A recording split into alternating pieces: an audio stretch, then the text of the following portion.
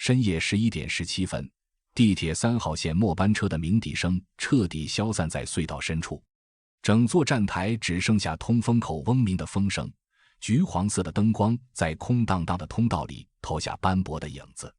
地底特有的潮湿霉味裹着深秋的凉意，贴在人皮肤上发寒。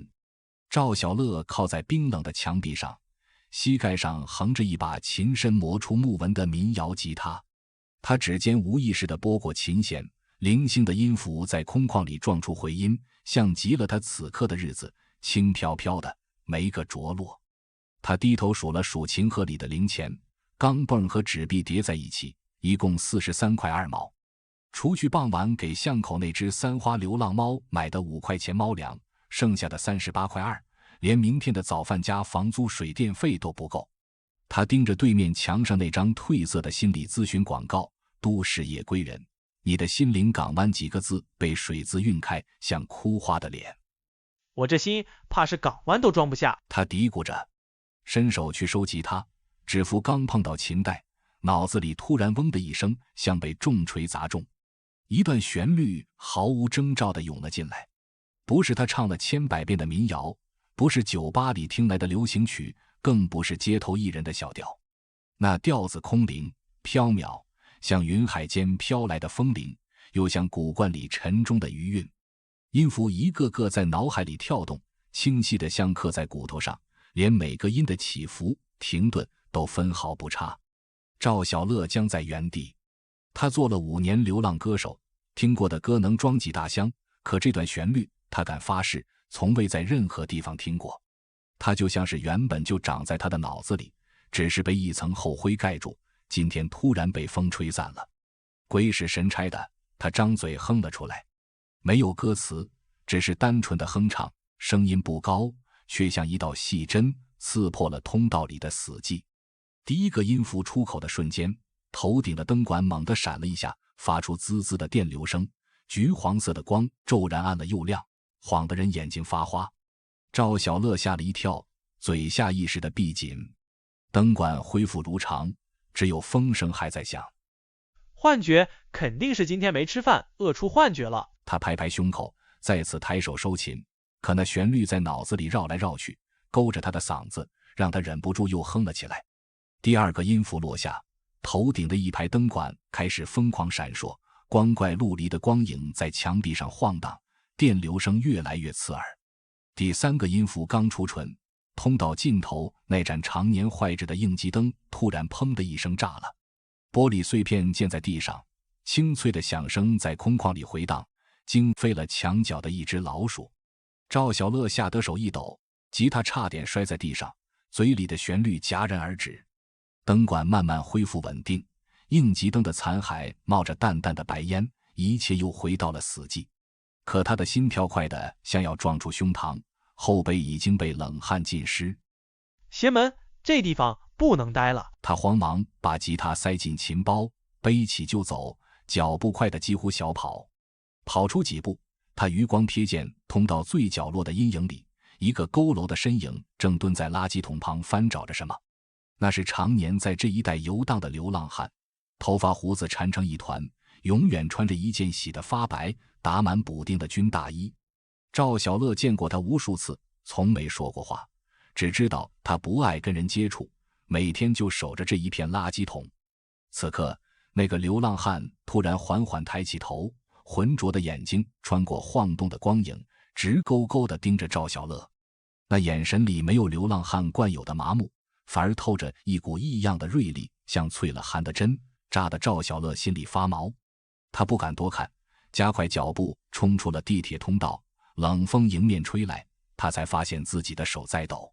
他没看到，在他身后，那个流浪汉依旧保持着抬头的姿势，眼睛里有细碎的金光一闪而过，快得像错觉。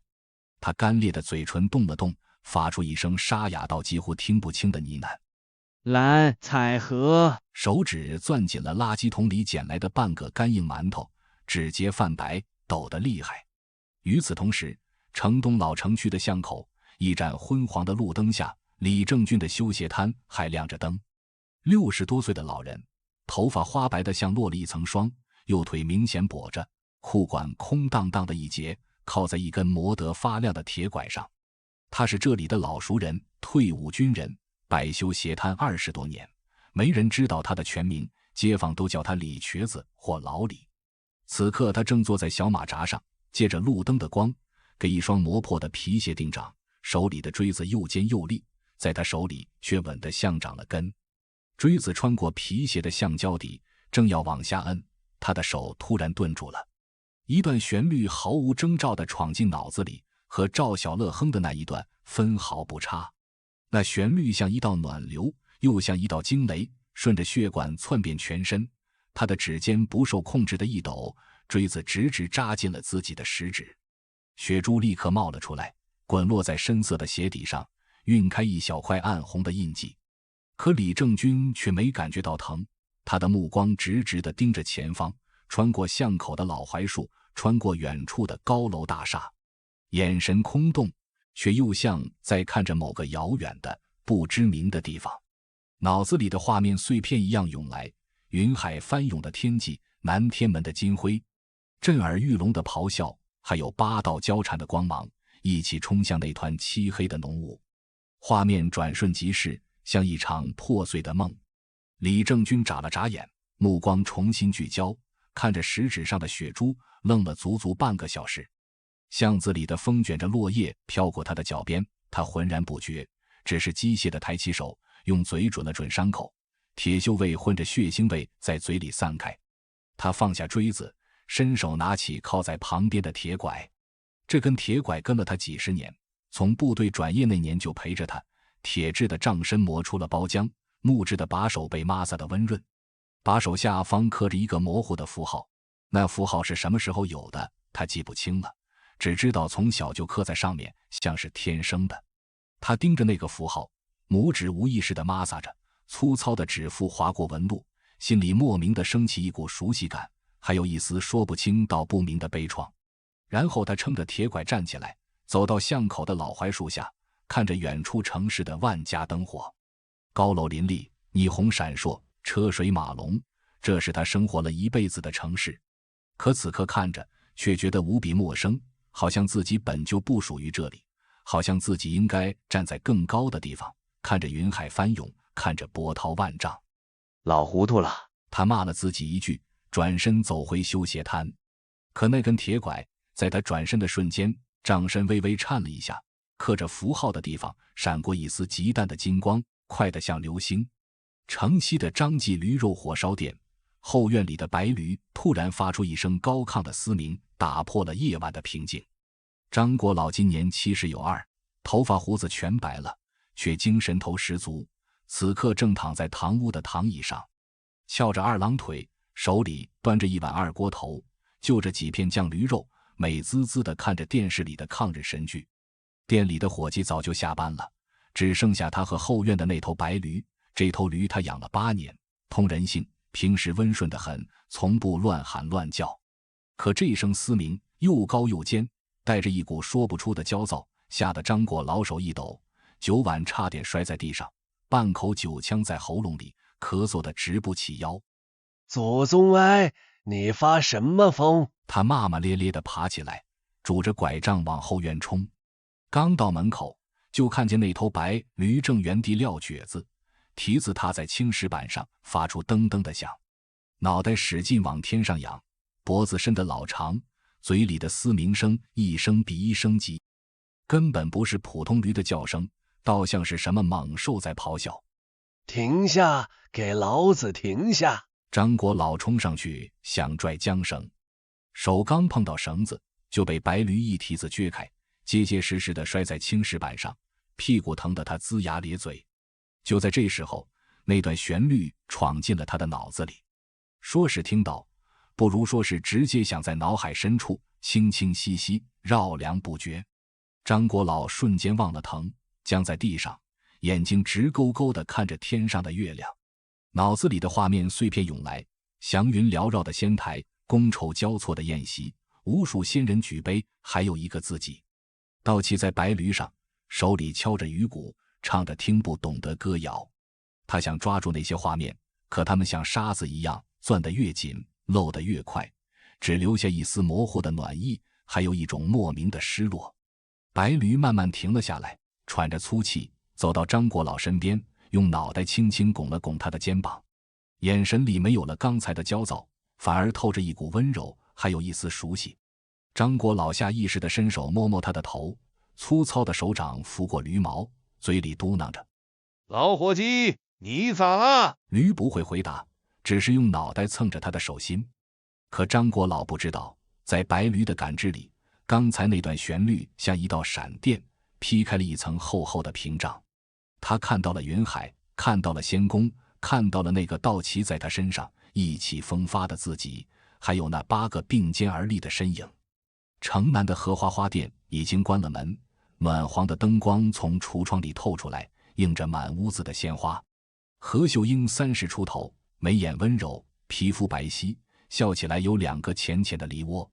这家花店他开了5年，从一个小小的花摊做到现在的店面，每天从早忙到晚，日子平淡如水，却也安稳。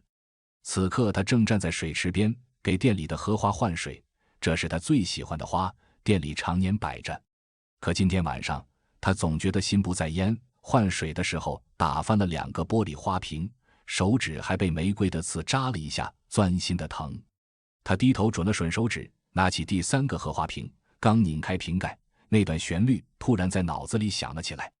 轻灵的调子绕着耳膜，他的手猛地一抖，荷花瓶从手里滑落，砰的一声摔在地上，玻璃碎片四溅，清水洒了一地。几只荷花滚落在碎片里，花瓣上沾了水珠和玻璃碴。可何秀英却没有低头去捡，她站在原地，怔怔地看着那几只荷花，鼻子里突然闻到一股奇异的香味。那香味不是店里任何一朵花的味道，不是玫瑰的浓郁，不是百合的清甜，也不是桂花的醇香。它清新淡雅，带着一丝若有若无的荷香和水汽，像是清晨的荷塘，沾着露水的荷花在微风中绽放，混着泥土和湖水的气息，干净的像初升的阳光。他的目光落在那几只散落的荷花上，那是他今天下午从城郊荷花池进的货，普普通通的红白2色，花瓣已经微微打卷。可此刻那些花瓣正以肉眼可见的速度舒展，颜色变得越来越鲜亮。白色的白得像雪，通透无瑕；红色的红得像火，热烈耀眼。更惊人的是，光秃秃的枝干上正冒出一个个小小的嫩黄的花苞，花苞以肉眼可见的速度长大舒展，不到1分钟，原本的3只荷花竟变成了7只，每一只都开得饱满娇艳，亭亭玉立，沾着水珠，在灯光下泛着柔和的光。何秀英张着嘴，一个字都说不出来，手里的胶水壶掉在地上，清水流了一地，和荷花瓶的水混在一起，可他却浑然不觉。他能清晰地感觉到有一股微弱的温暖的力量从心底涌出来，顺着血管流到指尖，落在那几只荷花上，滋养着它们。这股力量陌生又熟悉。城北的一间馆里，道场中央的灯光亮得刺眼，吕岩正坐在蒲团上擦拭着他的桃木剑。他30出头，身高1米8几，身材挺拔，剑眉星目，鼻梁高挺，笑起来的时候嘴角带着一丝痞气，是这家剑道馆的金牌教练。学员里的小姑娘都偷偷叫他吕帅，他自己也知道自己帅，每天照镜子的时间比练剑的时间还多。此刻他穿着一身宽松的白色练功服，手里拿着一块柔软的绒布，仔仔细细地擦着那柄练习用的桃木剑，从剑柄到剑尖一丝灰尘都不放过。这柄桃木剑跟了他5年，是他刚开剑道馆时买的，剑身刻着简单的云纹，握在手里特别顺手，像是天生就该长在他的手上一样。他一直觉得这剑不一般，可具体哪里不一般又说不上来。绒布擦过剑尖，桃木剑突然自己动了一下，不是他手抖，不是他一动，是剑身自己微微颤了一下，然后发出一声清越的嗡鸣，从他手里弹了出去，悬在半空中，离他的鼻尖只有3尺远。吕岩愣住了，眼睛瞪得老大，下意识地伸手去抓，可手指刚碰到剑身，剑又往上升了1寸，稳稳地悬着，渐渐微微颤抖，像是在点头，又像是在回应什么。紧接着，那段旋律闯进了他的脑子里，清灵的调子绕着耳膜，吕岩的心跳骤然加快。他眼睁睁地看着那柄桃木剑在半空中转了个圈，渐渐对着墙壁，然后唰的一下，凌空劈出一剑。没有风，没有影，却有一道无形的力量顺着剑尖劈向墙壁。只听咔嚓一声脆响，墙壁上赫然出现一道3寸深、1尺长的裂痕，水泥碎块簌簌落下，在地上堆了一小堆。桃木剑轻轻一旋，落回吕岩的手里，安安静静的，像什么都没发生过，只有剑身上还残留着一丝极淡的白光。吕岩盯着手里的桃木剑，又看看墙上的裂痕，咽了口唾沫，喉咙里发干。他抬手摸了摸自己的脸，又走到旁边的镜子前，认真端详着自己的五官，愣了几秒，嘴角慢慢扬起一抹笑意。我什么时候这么厉害了？他自言自语，手指划过剑身的云纹。不过帅还是帅的，就算会劈墙，也是最帅的那个。城东的互联网产业园22楼的办公区还亮着灯，只有韩林的工位前还坐着一个人。他28岁，戴着厚厚的黑框眼镜，头发乱糟糟的，额前的刘海遮住了眉毛，穿着一件洗得发白的格子衫，是这家游戏公司的高级程序员，同事们都叫他韩工，私下里却叫他代码疯子。这个人写代码的时候能进入忘我的状态，一坐就是10几个小时，连饭都忘了吃。此刻他正盯着电脑屏幕上密密麻麻的代码，手指在键盘上飞快地敲击，屏幕的光映在他的眼镜片上，看不出他的眼神。他的工位上，显示器旁边摆着一根洞箫摆件，是他去年逛古玩市场时随手买的，10几块钱，说是仿古的，其实就是个塑料工艺品，买回来就扔在工位上吃灰，从来没吹过，只是觉得摆在那里看着顺眼。就在手指敲下一个回车键的瞬间，那根洞箫摆件突然发出一声清越的轻响，不是风吹的，不是碰到的，就是凭空发出的一声响，像有人轻轻吹了一下小口。韩林的手指顿在键盘上，他摘下眼镜，揉了揉酸涩的眼睛，凑近洞箫看了看，摆件安安静静地躺在支架上，连一丝晃动都没有，塑料的箫身光滑，看不出任何异常。听错了，他嘀咕着，重新戴上眼镜，刚要继续敲代码，那段旋律突然闯进了他的脑子里。与此同时，一些画面碎片也跟着涌来，茫茫的东海，滔天的巨浪。一个穿着月白道袍的年轻人站在浪尖上，手里拿着一根玉箫，轻轻吹奏。箫声恶云绕梁，海浪在他脚下平静，祥云在他头顶汇聚。那个年轻人的脸清晰地映在他的脑海里，和他自己的脸一模一样。韩林猛地站起来，椅子往后一滑，重重地撞在墙上，发出砰的一声响。他死死地盯着那根塑料洞箫，心跳快得像要炸开，后背的冷汗瞬间浸湿了格子衫。他是谁？那个站在浪尖上的人是谁？城南的古玩街，雅集轩的店门半掩着，曹谦正坐在太师椅上，把玩着手里的一枚玉扳指。他40多岁，穿着一身藏青色的对襟唐装，袖口绣着淡淡的竹纹，气质儒雅，说话轻声细语，举手投足间都透着一股文人的温润。这家古玩店是他开的，专卖砚台、印章、玉器、字画，生意不好不坏，日子过得悠闲自在。他手里的这枚玉扳指是店里的老物件，据说是清代某个王爷戴过的，羊脂白玉，温润细腻，触手生温，他每天都要拿在手里摩挲几遍，爱不释手。指尖划过玉扳指的纹路，玉扳指突然发烫，不是一般的温热，是那种像是被火烤过的烫，温度瞬间升高，烫得曹谦差点把它扔出去。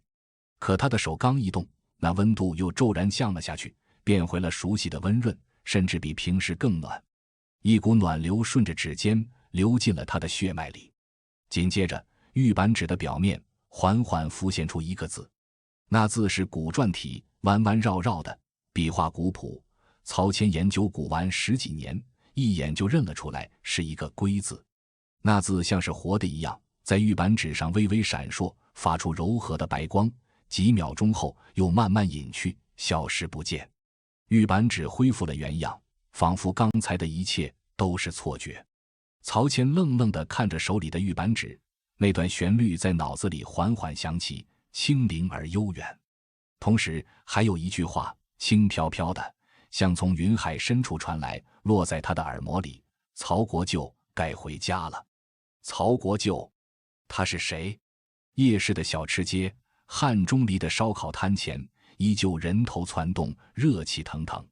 他身高1.9米，体重200多斤，大腹便便，光着膀子，露出黝黑的皮肤和结实的肌肉，手里拿着一把大蒲扇，正使劲扇着炭火，炭火噼啪作响，烤串的香味飘出老远，吸引着来来往往的食客。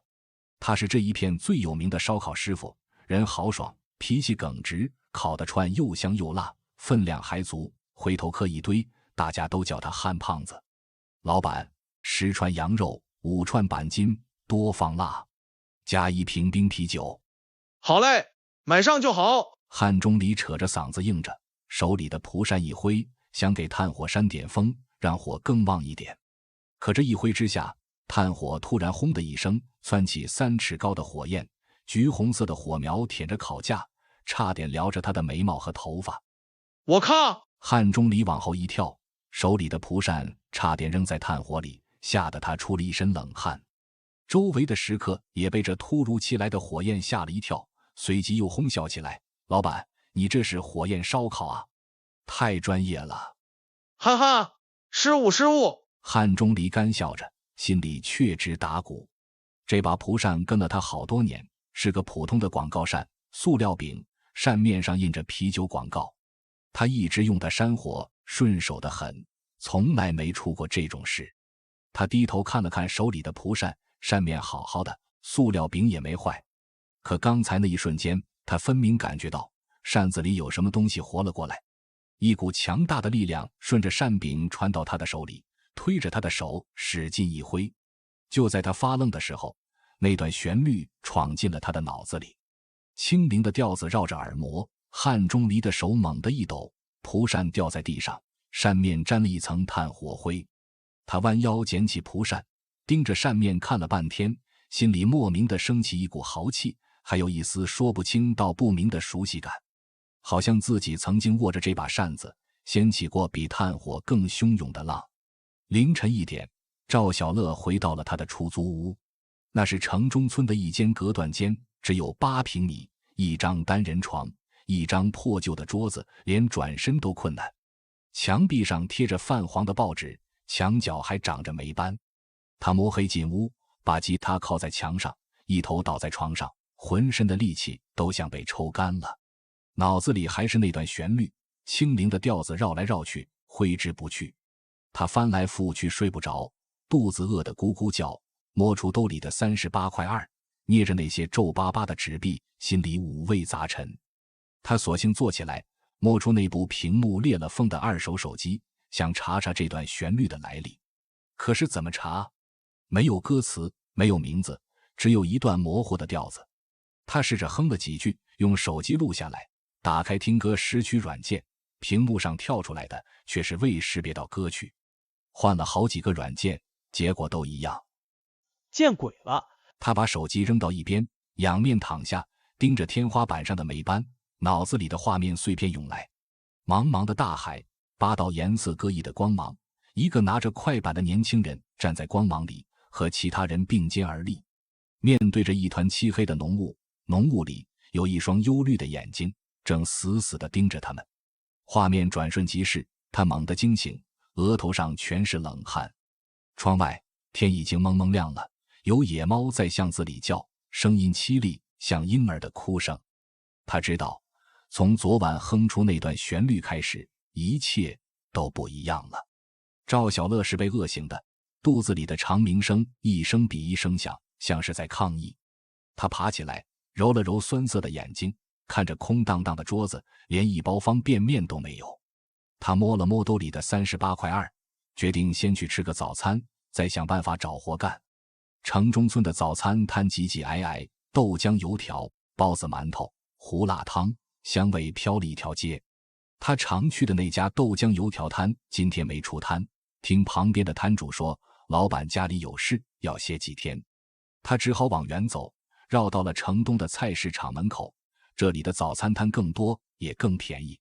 刚走到菜市场门口，他脚下一绊，差点摔在地上。低头一看，才发现自己的鞋底开了个大口子，橡胶底和鞋面分了家，脚趾头都快露出来了。这是他唯一一双像样的鞋，花了30块钱在夜市买的，穿了不到2个月，平时走街串巷卖唱，磨得厉害，昨晚跑太快，彻底磨破了。他叹了口气，这鞋要是扔了，他连一双出门的鞋都没有，只能修。他拉住一个买菜的大妈，问：大妈，这附近有没有修鞋的？手艺好点，便宜点的。大妈指了指菜市场门口的巷口，有，巷口那个李瘸子修鞋20多年了，手艺好，收费还低，就是脾气臭，不爱说话，你别惹他。赵小乐道了谢，顺着大妈指的方向走去，刚到巷口就看到了那个修鞋摊。摊子很小，就一个磨得发亮的工具箱，一张小马扎，一盏昏黄的充电灯。摊主是个头发花白的老人，正是昨晚他隐约看到的那个修鞋匠。瘦削的身子，脸上的皱纹像沟壑，右腿跛着，靠在一根铁拐上，正低头专注地修理一只皮鞋。手指粗糙，却异常灵活，锥子、针线在他手里翻飞，动作很慢，但每一下都很稳。师傅，修鞋。赵小乐把破鞋脱下来，递到老人面前，声音放得轻轻的，怕惹他不高兴。老人头也不抬，目光依旧落在手里的皮鞋上，沙哑的声音像砂纸磨过木头。放下，明天来拿。师傅，我就这一双鞋，今天还要出门，能不能麻烦你快一点，我等着穿。赵小乐蹲下来，陪着笑说，手里的破鞋捏得紧紧的。老人的动作顿了一下，依旧没抬头。不能2个字，冷冰冰的，没有一丝商量的余地。赵小乐噎住了，心里有点委屈，也有点生气，可想想自己现在的处境，又不敢发作，只能蹲在旁边，想再求求情。他的目光落在老人手边的那根铁拐上，目光一顿，那是一根铁制的拐杖，杖身锈迹斑斑，却透着一股说不出的沉甸甸的质感，不像普通的铁拐，更像一件兵器。拐杖的顶端刻着一个符号，太极图的轮廓，周围环绕着一圈细密的看不懂的纹路。那纹路和他昨晚在地铁通道里脑子里闪过的画面里的符号一模一样。赵小乐盯着那个符号，看得入了神，脑子里的那段旋律又不受控制地冒了出来，轻灵的调子从他的嗓子里轻轻哼了出来，无意识的带着一丝迷茫。你哼什么？老人突然抬头，放下手里的皮鞋，眼神像刀子一样弯过来，锐利、冰冷，还带着一丝异样的警惕，死死地盯着赵小乐。那眼神里的威压让赵小乐瞬间僵住，后背的冷汗又冒了出来，像是被一头猛兽盯上了。啊，我没哼。赵小乐慌忙摆手，这才意识到自己刚才哼出了那段旋律。他张了张嘴想解释，我就是脑子里突然冒出一段调子，忍不住哼了出来，不是故意的。老人的脸色变了，从冰冷变成了震惊，又从震惊变成了凝重。他突然伸出手，一把攥住赵小乐的手腕，那只手粗糙有力，指节捏得他的手腕生疼，像是铁钳一样，根本挣脱不开。这曲子谁教你的？老人的声音沙哑，带着一丝颤抖，目光死死地盯着赵小乐的眼睛，像是要从他的眼睛里看出什么。我自己也不知道，就是昨晚突然冒出来的，脑子里自己就有了。赵小乐疼得龇牙咧嘴，眼泪都快出来了。师傅，你轻点，我真的不知道，我要是知道，肯定告诉你。老人盯着他的眼睛看了足足半分钟，那半分钟里，赵小乐觉得度日如年。他能清晰地感觉到，老人的目光在审视他，在试探他，没有一丝善意。可最后，老人的目光慢慢柔和下来，攥着他手腕的手也缓缓松开了。老人从兜里掏出一张皱巴巴的纸条，又拿起一支笔，在纸条上写了一个地址，字迹苍劲有力，带着一股军人的硬朗。他把纸条拍在赵小乐的破鞋上，声音依旧沙哑，却少了几分冰冷。明天中午12点，带上你的鞋来这儿。赵小乐低头看了看纸条，上面写着城西张记驴肉火烧店。他刚要抬头问为什么，老人已经开始收拾摊子了。他把工具箱合上，背在背上，撑着铁拐，一步一步往前走。那根铁拐在青石板上一点一点敲出嘟嘟嘟的声响，那节奏不快不慢，竟然和他昨晚哼的那段旋律的节拍一模一样。师傅，我的鞋！赵小乐指着摊桌上的破鞋大喊了一声。老人头也不回，只留下一句轻飘飘的话，飘在风里，明天带过来。看着老人渐渐走远的背影，赵小乐愣在原地，手里捏着那张皱巴巴的纸条，心里充满了疑惑。这个修鞋师傅到底是谁？为什么听到那段旋律反应会这么大？为什么让他明天去张记驴肉火烧店？他低头看了看自己光着的脚，又看了看摊桌上的破鞋，哭笑不得。这一趟鞋没修成，还被人捏了手腕，莫名其妙多了一个约定，真是邪门。他只好光着一只脚，另一只脚套着破鞋，一瘸一拐地走回城中村。路上买了2个包子，1碗豆浆，花了4块钱，兜里的钱只剩下34块2了。回到出租屋，他躺在床上，盯着天花板上的霉斑，脑子里全是那个修鞋师傅的样子，还有那根刻着符号的铁拐，以及那张写着地址的纸条。他想不通，却又忍不住好奇，心里像是有一只猫在挠，让他坐立不安。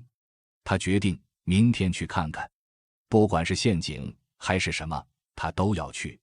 因为那段旋律，那个修鞋师傅，好像是他此刻唯一的线索，能解开他脑子里的谜团。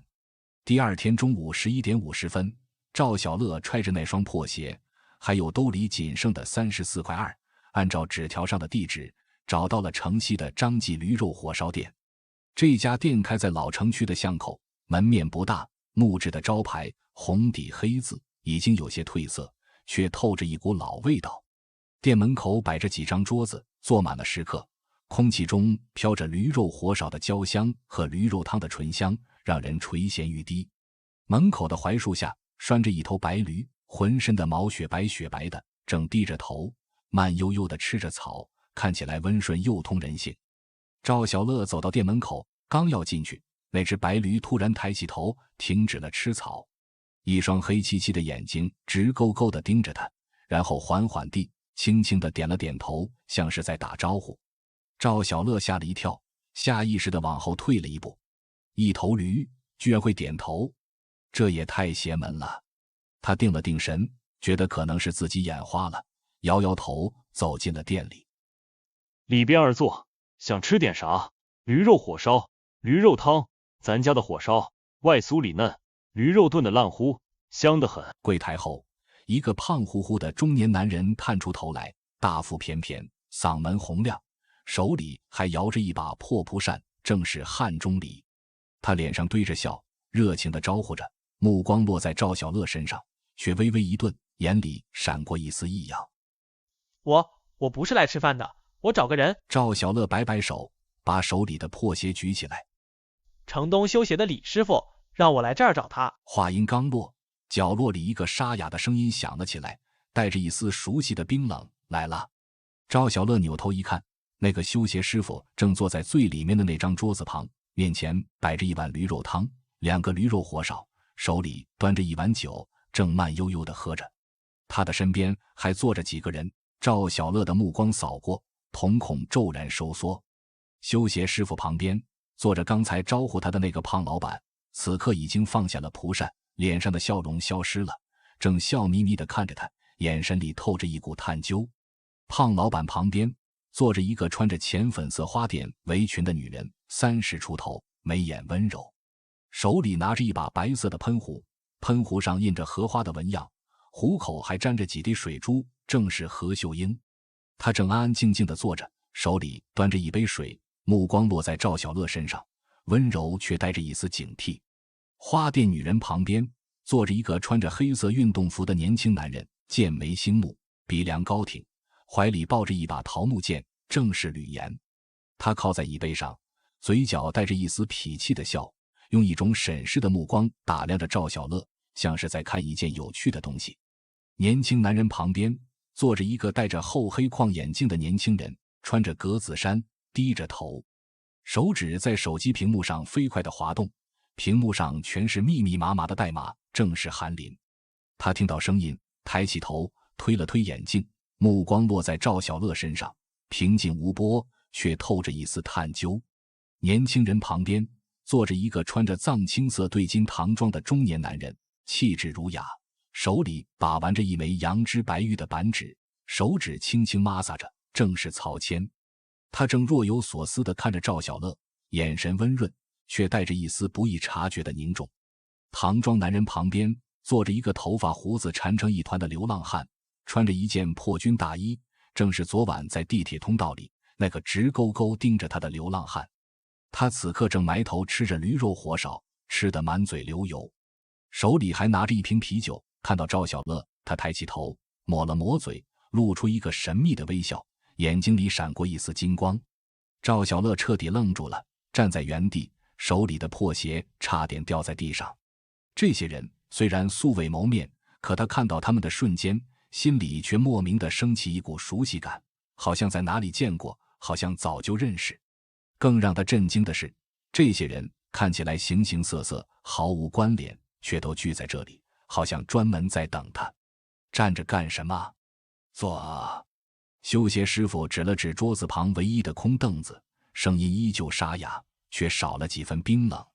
赵小乐小心翼翼地走过去，坐下，屁股刚碰到凳子，胖老板汉钟离就端过来一碗热腾腾的驴肉汤，2个刚出炉的驴肉火烧放在他面前，香气扑鼻。吃喝，边吃边说。汉钟离笑呵呵地说，把一双筷子放在他手里。赵小乐捏着筷子，看着面前的驴肉汤和火烧，肚子饿得咕咕叫，却不敢动。他抬起头，看着桌子旁的7个人，心里充满了疑惑。说什么？我到底是谁？你们是谁？为什么李师傅让我来这儿？说你那曲子。修鞋师傅放下酒碗，目光落在赵小乐身上。昨晚你哼的那段旋律到底是怎么来的？我真的不知道，就是突然冒出来的。赵小乐急着解释。你不用解释，我们都知道。张国老从柜台后走出来，手里拄着拐杖，坐在了空着的位置上。他指了指自己。昨晚你那几声哼哼，我这头驴差点把后院的棚子给掀了，疯了一样的廖觉子。我这边的荷花半夜全开了。何秀英轻声开口，声音温柔，却带着一丝认真。现在是深秋，荷花早就该谢了，可我的店里所有的荷花都在半夜开了，开得比夏天还艳，不合常理。我的木剑自己动了，凌空劈了一剑，把剑道馆的墙劈出了一道3寸深的裂痕。吕岩敲了敲怀里的桃木剑，嘴角带着笑，眼里却透着一丝凝重。我练了10几年剑，从来没这么厉害过。我的洞箫摆件昨晚自己想了。韩林推了推眼镜，声音闷闷的。我录下来了，用软件做了频谱分析，那声音的频率不在正常的音频范围内，不是人类能发出的声音。我的玉板纸昨晚亮了，还浮现出一个古篆字龟。曹谦把手里的玉板纸举起来，对着灯光。那个字只闪了几秒钟就消失了，可我看得清清楚楚。所有人的目光都落在了那个流浪汉身上。流浪汉放下手里的啤酒瓶，抹了抹嘴，露出一个神秘的微笑，眼睛里的金光一闪而过。我做了个梦，梦里有人告诉我，今天中午12点来张记驴肉火烧店吃火烧，等一个人，那个人会哼一段曲子，能解开我们所有人的谜团。那个人就是赵小乐。赵小乐张着嘴，一句话都说不出来，手里的筷子掉在桌子上。他看着面前的7个人，终于明白，不是他一个人遇到了怪事，这些人都遇到了和他相关的异常，而这一切的源头都是那段莫名其妙的旋律。赵小乐，你唱的那曲子再唱一遍。修鞋师傅敲了敲桌子，目光坚定，不容拒绝。赵小乐咽了口唾沫，看着7双不同的眼睛，有探究，有凝重，有好奇，还有一丝熟悉。他知道自己不能拒绝，也不想拒绝。他清清嗓子，压下心里的紧张和疑惑，把那段刻在脑子里的没有歌词的旋律又轻轻哼了出来。轻灵的调子在小小的驴肉火烧店里回荡，飘出窗外，飘向巷口。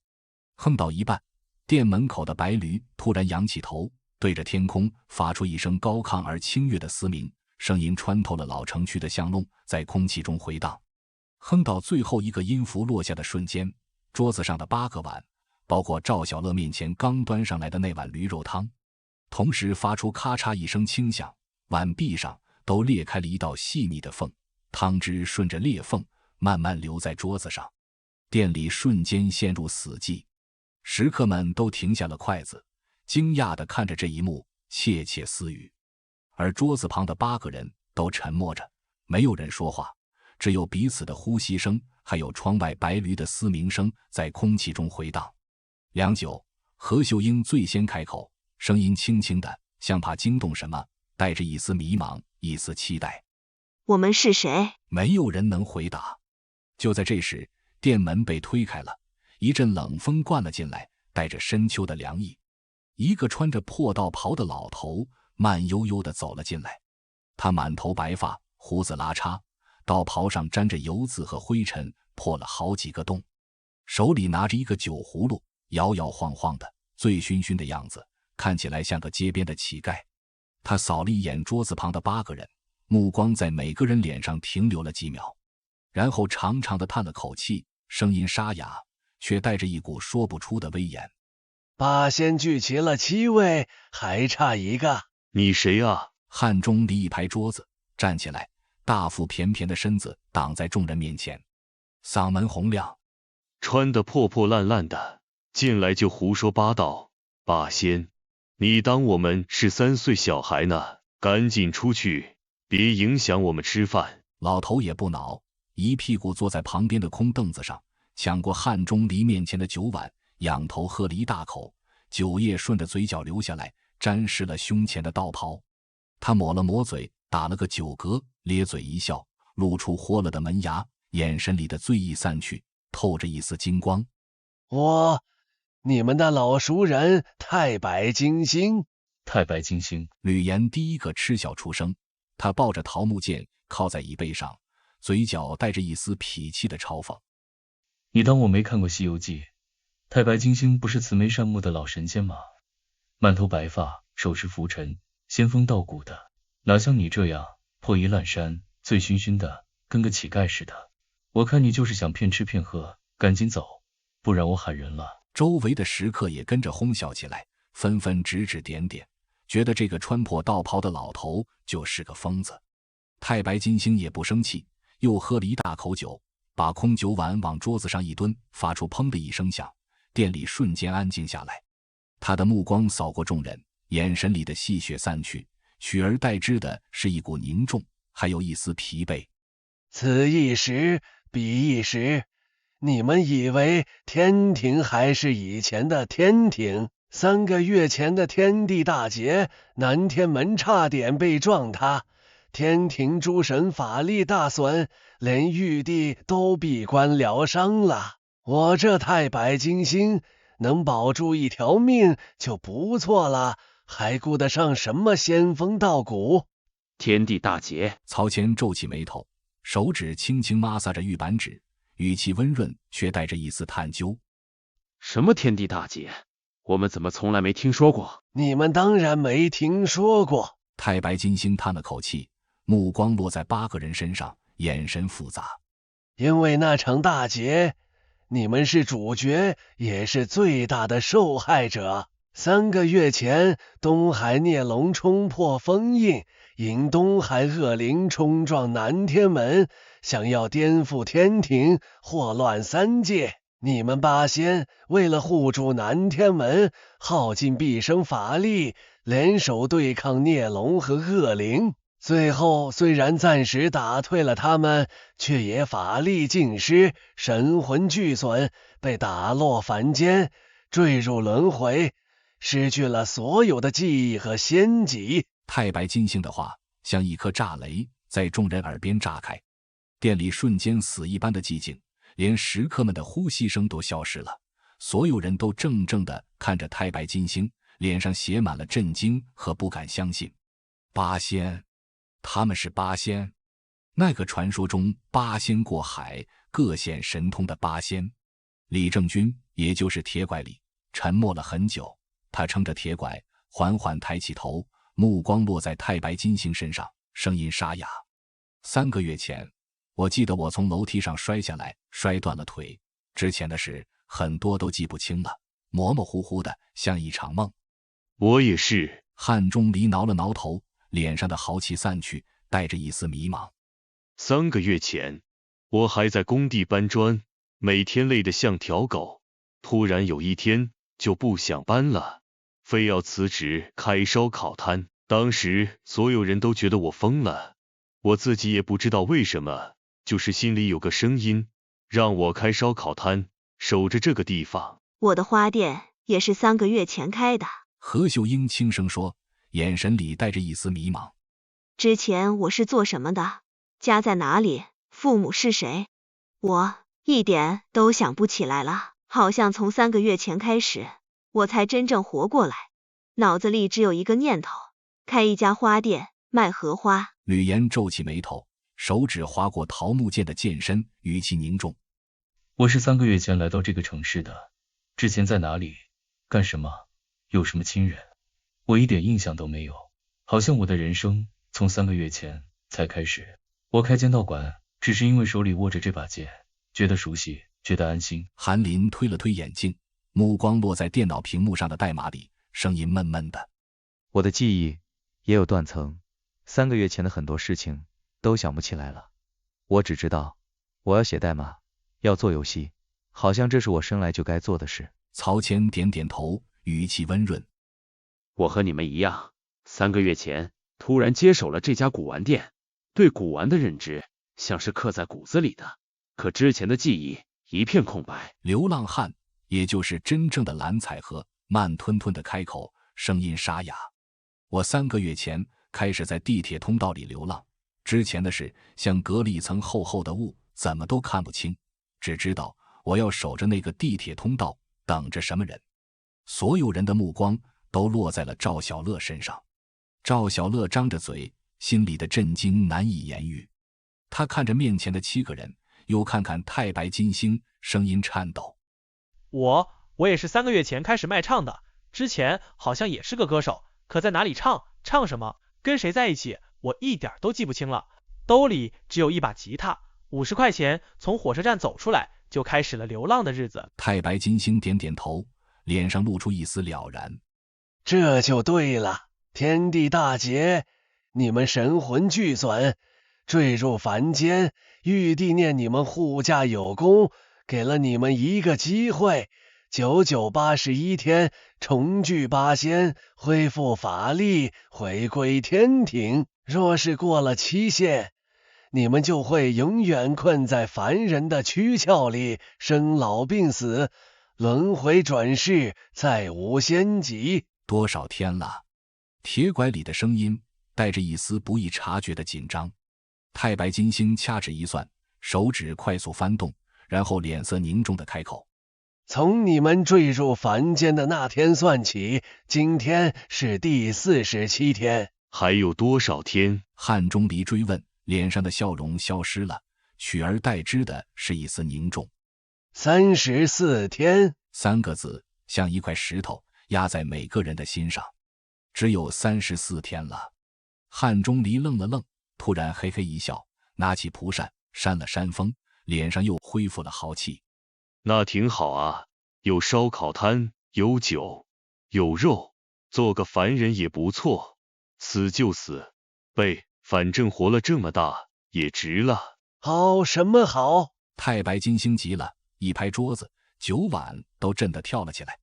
你以为那东海孽龙是吃素的？他被你们八仙联手镇压了500年，恨你们入骨。这次天地大劫，他好不容易冲破封印，打落你们，怎么可能让你们安安稳稳的做凡人？他现在满世界找你们，就是想把你们一个一个吞了，炼化你们的仙元，增强他的法力。到时候他不仅能颠覆天庭，还能祸乱人间，让3界变成炼狱。太白金星的话让所有人的脸色都沉了下来。东海孽龙，那个被他们镇压了500年的恶龙。八仙过海的故事不是传说，是真的。太白金星的声音带着一丝沉重。500年前，东海孽龙在东海兴风作浪，翻江倒海，害得沿海百姓家破人亡，流离失所，民不聊生。你们八仙当时已是大罗金仙，联手出海，各显神通，与孽龙大战3天3夜，最后才将他镇压在东海海底，用八仙的仙力布下封印，将他困了500年。如今你们法力尽失，封印松动，他已经跑出来了，正找你们报仇呢。等等，吕岩打断太白金星，目光落在他身上。你说我们是八仙，八仙过海的八仙，吕洞宾和仙姑、蓝采和、铁拐李、汉钟离、张国老、韩湘子、曹国舅，那你指认一下，谁是谁？太白金星点点头，手指一个个指向众。吕洞宾就是你。他指了指。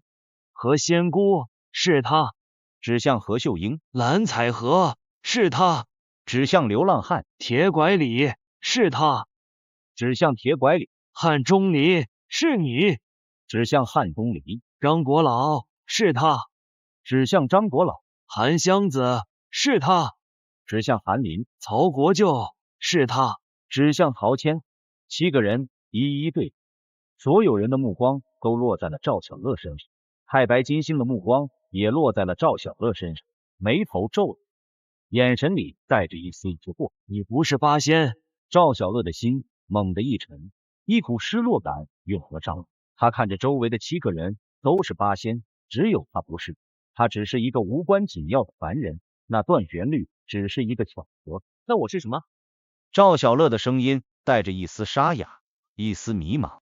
太白金星盯着他看了半天，手指掐算着，眉头皱得更紧了。奇怪，你身上没有仙缘，却是个纯粹的凡人，可你为什么能哼出仙乐？那是蓝采和的本命法器，玉版的专属仙乐，只有蓝采和本人或者与他神魂相连的人才能哼出来，凡人不可能知道，更不可能哼出来。就在这时，真正的蓝采和，那个流浪汉突然开口了。他看着赵小乐，眼神里带着一丝温柔，一丝了然。他说：“什么意思？”所有人都愣住，目光落在蓝采和身上。蓝采和指了指自己的脑袋，又指了指赵小乐的脑袋。我醒来的时候，脑子里多了些东西，一些不属于我的记忆，一些凡人的生活，一些流浪歌手的日子。这些东西应该是他的，而他的脑子里有我的东西，有我的仙乐，有我的神魂碎片。太白金星的脸色一变，突然伸出手，一把抓住赵小乐的手腕，闭上眼睛，指尖有淡淡的金光闪过，探入他的体内，感受着他的食物。过了好一会儿，太白金星睁开眼睛，眼神里带着一丝复杂，一丝了然。原来如此，天地大劫时，蓝采和的神魂被孽龙的黑风打散，大部分神魂附在了他身上。他指了指流浪汉蓝，一小部分神魂碎片散落人间，不知怎么的就融进了你的体内，和你的神魂缠在了一起，不分彼此。他看着赵小乐，语气凝重：“所以你才能哼出仙乐，因为你体内有蓝采和的残魂，而他……”太白金星指了指流浪汉蓝采，因为失去了一部分神魂，所以记忆不全，浑浑噩噩，成了流浪汉。那他是蓝采和，还是我是蓝采和？流浪汉蓝采和问，眼神里带着一丝迷茫。你们都是。太白金星摇摇头，语气认真。或者说，你们合在一起才是完整的蓝采和，少了谁都不是真正的蓝采和，八仙也就不算真正的聚齐。赵小乐张着嘴，心里的震惊难以言喻。他和一个流浪汉共用一个神魂，合在一起才是蓝采和，这一切太不可思议了，太荒诞了，可又由不得他不信。那些莫名其妙的旋律，那些奇怪的遭遇，那些熟悉的感觉，都有了答案。现在不是纠结这个的时候。太白金星的语气忽然变得严肃，他看着8个人，不是7个半人。最重要的是，你们必须在34天内重聚仙力，回归天庭，否则不仅你们会永堕轮回，东海孽龙还会祸乱3界，到时候悔之晚矣。怎么重聚仙力？怎么回归天庭？铁拐李问，这是所有人最关心的问题。你们坠入凡间时，法力和记忆都被封印在了各自的本命法器里。太白金星解释道，只要找到你们的本命法器，唤醒法器里的仙力和记忆，然后8仙齐聚，施展8仙渡海的本命仙术，就能冲破凡间的桎梏，恢复仙身，回归天庭。本命法器。汉钟离拿起手里的破蒲扇，翻来覆去的看。就这破扇子，这是我从地摊上买的广告扇，这5块钱，能是什么本命法器？太白金星接过汉钟离手里的蒲扇，仔细看了看，摇了摇头。这只是凡物，是你坠入凡间后随手拿的东西。真正的本命法器就在你们坠入凡间的地方附近，被你们的神魂气息包裹，普通人看不到，也碰不到，只有你们自己才能找到。可我们不记得我们是从哪里坠入凡间的。何秀英轻声说，眼神里带着一丝迷茫。我们的记忆都有断层，3个月前的事一片空白。我有办法。韩林忽然开口，他举起手机，屏幕上显示着一个定位 APP。3个月前，我刚醒来的时候，就下载了这个 APP， 记录我的行动轨迹，从醒来的地方到公司到住处都有记录。如果你们也有类似的东西，或者能想起一点关于醒来地方的线索，我们可以回溯，找到你们坠入凡间的位置。众人纷纷拿出手机，翻看着自己的定位记录、相册、聊天记录，试图找到一点线索。赵小乐没有手机，他低着头想了想，突然开口：我3个月前是从火车站走出来的，那天的场景我记得很清楚。我手里只有一把吉他，50块钱，站在火车站的站前广场，看着人来人往，脑子里一片空白，不知道自己是谁，不知道要去哪里。火车站，城东火车站。铁拐李问，眼神里带着一丝了然。赵小乐点点头，对，城东火车站。那就先从城东火车站开始找。太白金星站起来，手里的酒葫芦晃了晃。时间紧迫，我建议你们分头行动，根据自己的线索，找到自己的本命法器，找到后立刻回到张记驴肉火烧店集合。记住，东海孽龙已经开始找你们了，他的爪牙遍布人间，你们一定要小心，不要单独行动，尽量结伴，一旦发现异常，立刻撤退。等等，吕岩叫住太白金星，眼神里带着一丝疑惑。你不是太白金星吗？你是神仙，法力无边，为什么不帮我们找法器？为什么不帮我们对抗孽龙，反而让我们自己去冒险？太白金星苦笑一声，脸上露出一丝疲惫，还有一丝无奈。我现在就是个糟老头子，法力早就耗尽了。天地大劫时，我为了给你们争取时间，引开孽龙的爪牙，被打成了重伤，神魂受损，坠入凡间，好不容易才恢复一点力气，找到你们，能给你们报个信，告诉你们真相，已经是我的极限了。天庭那边还有一堆烂摊子要收拾，玉帝闭关，诸神自顾不暇，没有人能来帮你们，一切都只能靠你们自己。